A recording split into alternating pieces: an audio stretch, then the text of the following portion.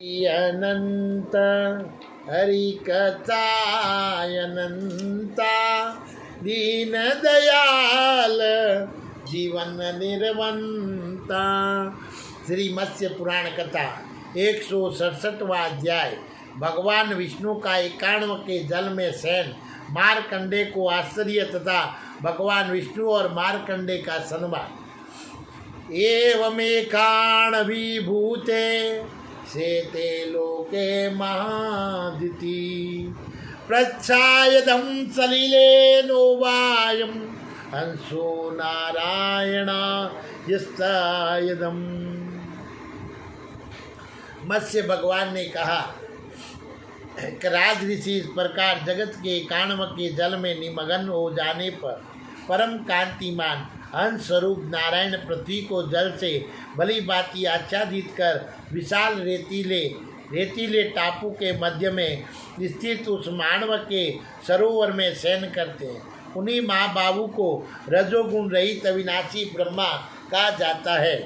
अंधकार से आच्छादित हुए भगवान अपने स्वरूप के प्रकाश से प्रकाशित हो मन को सत्व गुणम स्थापित कहा वहाँ विराजित होते हैं। वही सत्व स्वरूप है, यथार्थ परम ज्ञान भी वही है जिसका पूर्व काल में ब्रह्मा ने अनुभव किया है। वही आरणों द्वारा उपदिष्ट रहस्य और उपनिषद प्रतिपादित ज्ञान है। उन्हीं को परमोत्कृष्ट और यज्ञ पुरुष कहा गया है और इसके अंतरिक्त जो दूसरा पुरुष नाम से विख्यात है वह पुरुषोत्तम भी वही है। जो यज्ञ परायण ब्राह्मण हो और जो युतविद कहे गए हैं वे सभी पूर्व काल में इन्हीं से उत्पन्न हुए थे। अब यज्ञों के विषय में सुनिए। राजन, उन प्रभु ने सर्वप्रथम मुख से ब्रह्मा और सामगान करने वाले उद्गता को दोनों भुजाओं से होता और उदरव्यू को ब्रह्मा से ब्राणाशंसी और प्रस्तोतार को ताको पृष्ठभाग में मैत्रा वरुण और प्रति प्रस्तोता को उदर से प्रतिहर्ता और पोता को उर्वों से अच्छा वाका और नेष्टा को हाथों से आग्निद्रा को जानुओं से सुब्राह्मणे को तथा पैरों से ग्रवास्तु और यजुर्वेद उन्नता को उत्पन्न किया।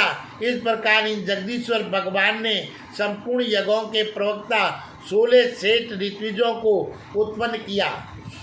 यही वेद में पुरुष यज्ञों में स्थित रहते हैं। सभी वेद और उपनिषदों की सांगोपांग क्रियाएं और इन्हीं के स्वरूप है। विप्रवरों पूर्व काल में 91 के जल में शयन करते समय मारकंडे मुनि को कौतूहल उत्पन्न करने वाली एक आश्चर्यजनक घटना घटित हुई थी। अब आप उसे सुनिए। भगवान द्वारा निगले गए महामुनि मारकंडे उन्हीं की कुक्षी में उन्हीं के श्रेष्ठ तेज से कई हजार वर्षों की आयु तक भ्रमण करते रहे। ये तीर्थ यात्रा के प्रसंग से तीर्थों को प्रकट करने वाली पृथ्वी पुण्य में आश्रयों देव मंदिरों देशों राष्ट्रों और अनेकों रमणीय नगरों को देखते हुए जप और होम में तत्पर रहकर शांत भाव से घोर तपस्या में लगे हुए थे। तत्पश्चात मारकंडे मुनि धीरे धीरे भ्रमण करते हुए भगवान के मुख से बाहर निकल आए, किंतु देव माया के वशीभूत होने के कारण वे अपने को मुख से निकला हुआ न जान सके और भगवान के मुख से बाहर निकलने पर मारकंडे जी ने देखा कि सारा जगत 91 के जल में निमग्न है और सब और अंधकार छाया हुआ है। यह देखकर उनके मन में महान भय उत्पन्न हो गया और उन्हें अपने जीवन में भी संशय दिखाई पड़ने लगा। इसी समय हृदय में भगवान का दर्शन होने से प्रसन्नता तो हुई, साथ ही महान आश्चर्य भी हुआ। इस प्रकार जल के मध्य में स्थित मारकंडे मुनि संकित चित्त से विचार करने लगे कि यह मेरी आकस्मिक चिंता है या मेरी बुद्धि पर मोह छा गया है अथवा मैं सपने का अनुभव कर रहा हूँ, परंतु यह तो स्पष्ट है कि मैं इनमें से किसी एक भाव का अनुभव तो अवश्य कर रहा हूँ। क्योंकि इस प्रकार कलेश से रहित जगत सत्य नहीं हो सकता। जब चंद्रमा, सूर्य और वायु नष्ट हो गए तथा पर्वत और पृथ्वी का विनाश हो गया, तब ये कौन सा लोक हो सकता है।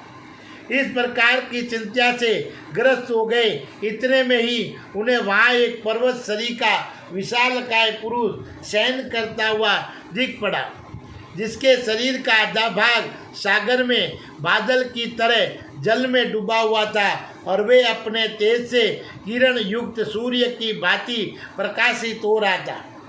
अपने तेज से उद्भासित होता हुआ वह रात्रि के अंधकार में जागृत सा दिख रहा था। तब मार्कंडे मुनि आश्चर्य युक्त हो उस देव को देखने के लिए ज्यों ही उसके निकट जाकर बोले, आप कौन हैं। ज्यों ही उसने उन्हें अपनी कुक्षी में समेट लिया, पुनः कुक्षी में प्रविष्ट हुए मार्कंडे को परम विस्मय हुआ। वे ब्रह्मा जगत को पूर्वत सपना दर्शन ही मान रहे थे। वे उस कुक्षी के अंतर्गत जैसे पहले पृथ्वी पर विचरण कर रहे थे, उसी प्रकार पुनः भ्रमण करने लगे। उन्होंने पुण्य में तीर्थ जल से भरी हुई नदियाँ, अनेकों आश्रम तथा कुक्षी के भीतर स्थित सैकड़ों याचक ब्राह्मणों को देखा, जो कई यज्ञों द्वारा यजन कर रहे थे और कहीं यज्ञ समाप्त होने के पश्चात उत्तम दक्षिणों से युक्त थे। जैसे मैंने तुम्हें पहले बतलाया है कि उसके अनुसार ब्राह्मण आदि सभी वर्णों तथा चारों आश्रमों के लोग सम्यक प्रकार के सदाचार का पालन करते थे।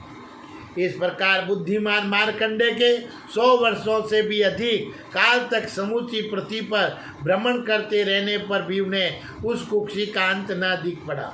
तत्पश्चात किसी समय वे पुनः उस पुरुष के मुख से बाहर निकल आए, तो उस समय उन्होंने बरगद की शाखा में छिपे हुए एक बालक को देखा, जो उसी प्रकार के एकाण्व के जल में यद्यपि आकाश नियार से आच्छादित था तथा जगत समस्त प्राणियों से शून्य हो गया था और तथापि निश्चित भाव से खेल रहा था। यह देख मार्कंडे मुनि आश्चर्यचकित हो गए और उनके मन में उसे जानने के लिए कौतूहल उत्पन्न हो गया, किंतु वे सूर्य के समान तेजस्वी उस बालक की ओर देखने में असमर्थ हो गए। और तब जल के निकट एकांत स्थान में स्थित होकर विचार करते हुए मार्कंडे जी देव माया के प्रभाव से संशंकित हो उसे पहले देखा हुआ मानने लगे।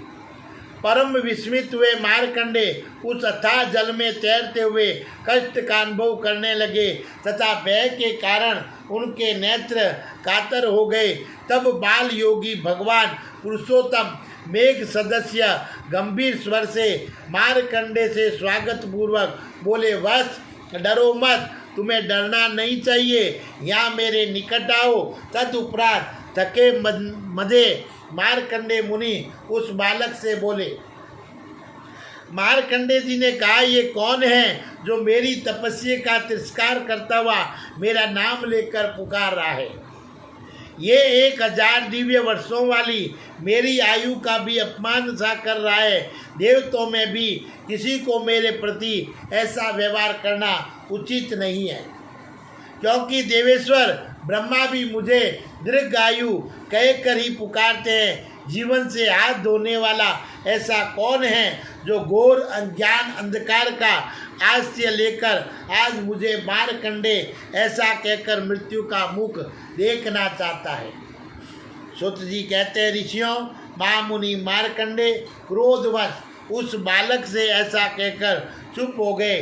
तब भगवान मधुसूदन पुनः उसी प्रकार बोले।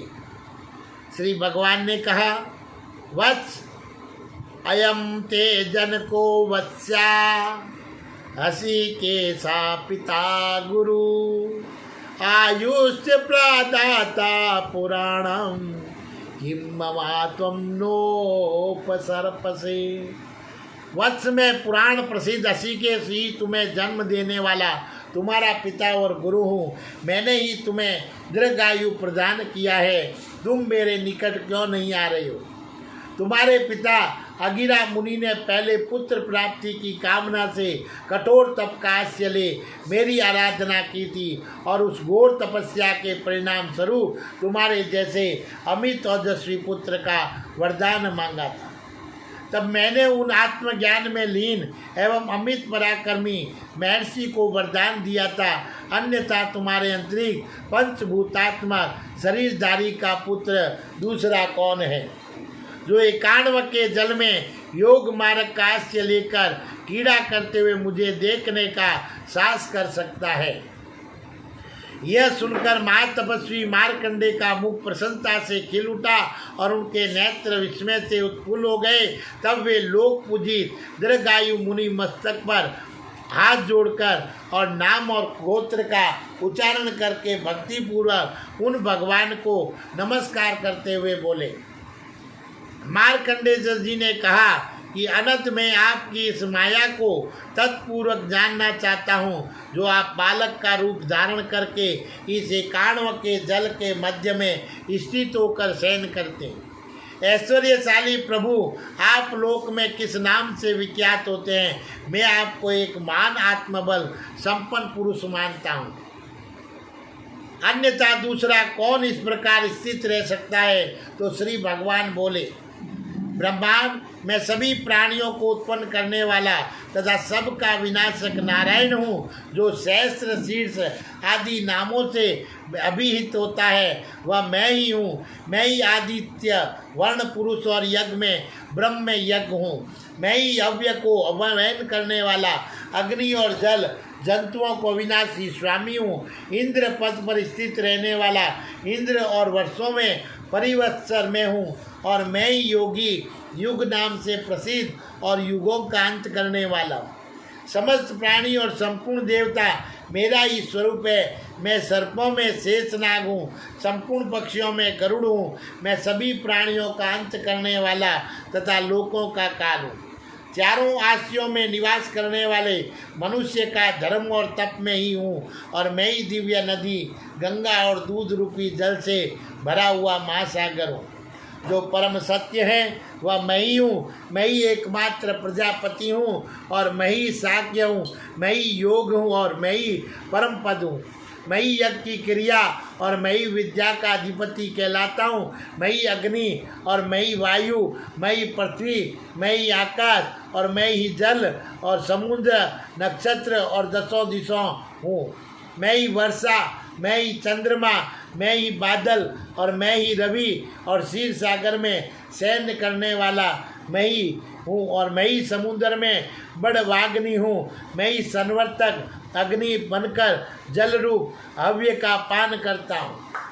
जैसे मैं पुराण पुरुष हूँ, उसी प्रकार मैं सबके लिए आस्य दाता भी हूँ। भूत भविष्य और वर्तमान का उत्पत्ति स्थान मैं ही हूँ। विप्रवर, तुम जो कुछ देख रहे हो, जो कुछ सुन रहे हो और लोक में जिनका अनुभव कर रहे हो, उस सब में मेरा ही स्मरण करो। मार्कंडे, पूर्व काल में मैंने ही विश्व की सृष्टि की थी और इस समय भी सृष्टिकर्ता मुझे ही समझो। मार्कंडे, प्रत्येक युग में मैं ही संपूर्ण जगत की सृष्टि करता हूँ, अतः तुम इन सब का रहस्य इस प्रकार जानो। यदि तुम मेरे धर्मों को सुनना चाहते हो तो मेरी कुक्षी में प्रवेश करके सुखपूर्वक विचरण करो। देवताओं और ऋषियों के साथ ब्रह्मा मेरे शरीर में विद्यमान है और मुझे ही व्यक्त प्रकट और अव्यक्त अप्रकट योग वाला तथा असुरों का शत्रु समझो। मैं ही एक अक्षर तथा 3 अक्षरों वाला तारक मंत्र हूँ। त्रिवर्ग से परे तथा त्रिवर्ग के अभिप्राय को निर्दिष्ट करने वाला ओंकार मैं ही हूँ। आदि पुराणेश महाबुद्धिमान भगवान इस प्रकार ही कह ही रहे थे कि उन्होंने शीघ्र ही महामुनि मार्कंडे को अपने मुख में समेट लिया। तदंतर मुनिश्रेष्ठ मार्कंडे भगवान की कुक्षी में प्रविष्ट हो गए और उस एकांत स्थान में अविनाशी अंश धर्म को सुनने की इच्छा से सुखपूर्वक विचरण करने लगे। इतने में ऐसी ध्वनि सुनाई पड़ी, मैं ही वह हूँ जो चंद्रमा और सूर्य में रहित मानव के जल में विविध शरीर धारण कर समृद्ध होते हुए भी सने सने विचरण करता हूँ और हंस नाम से पुकारा जाता हूँ और तथा काल परिवर्तन के समाप्त होने पर पुनः जगत की सृष्टि करता हूँ। बोलिए मार्कंडेय भगवान की जय।